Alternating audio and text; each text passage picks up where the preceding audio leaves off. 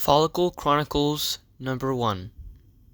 The official chronicler of the Follicite Church has agreed to create a series of posts summarizing the history of the follicles. Long before time had a name, there was nothing. Then 20 follicles appeared from the void, 10 male and 10 female. These were the first follicles and spoke Old Follicanese, whose descendant, Follicanese, is still the main language of the follicles. They recognized that they would need to create a world for them to live in, and so they began. We do not know for certain which follicles created what. From a few scattered fragments of the ancient tomes, we can gather that a follicle named Nam created the pink seas, one named Hes created evergreen forests, and one whose name has been obscured by the fading ink created the follicle fjords. These 20 follicles eventually came to choose the follicle fjords as their main settlement. They then paired up to start 10 families. These 10 families would become the 10 follicle tribes. Each tribe had a slightly different color of fur, with the first tribe having a deep orange coat, while the 10th tribe having a chartreuse coat, and all the tribes in between having a color between these extremes.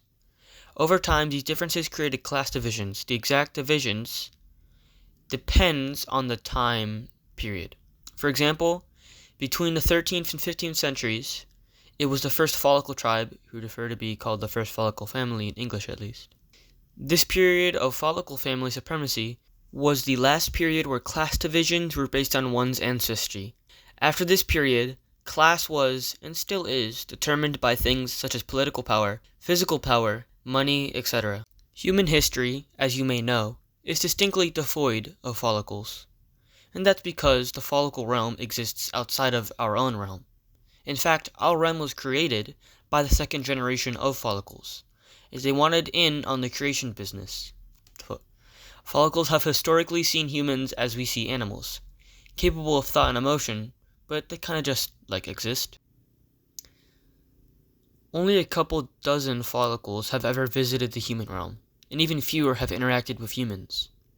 Now you may know one follicle that has interacted with humans. Our Emperor, Lord, Sir, Senior, Mr. Follicle. He is the first follicle to ever establish a domain on Earth. He is of the first follicle family, but due to his yellow fur, he was suspected to have been born out of wedlock, though no one can confirm nor deny this as of now. Because of this, he was labeled a disgrace to his family name, so they only gave him the family name Follicle. Follicles, much like humans, have family names and individual names. In our Emperor's case, his family found him such a disgrace, he was given no individual name. With his feeling of disappointment weighing on him his entire childhood, he decided to break tradition and move to a human realm for good.